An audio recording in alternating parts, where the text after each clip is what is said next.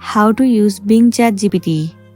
So the very first thing you want to do is to head over to your web browser Google Chrome and make sure that the search engine is set to Bing.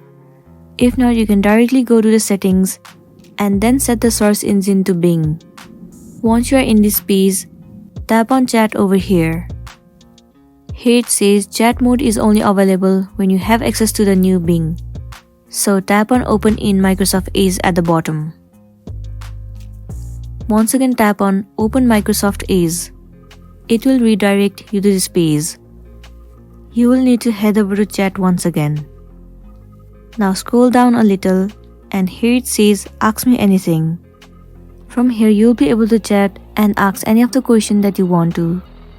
It actually worked like a ChatGPT. So in the ask me anything, you will need to enter the complete question to them. And within some time, you will definitely get the answer you are looking for. And you'll be good to go. So that's it, and this is simply how you can use Bing ChatGPT. I really hope this video is going to be helpful for you. If it does, please make sure to like and subscribe to our channel. And thank you for staying with us till the end.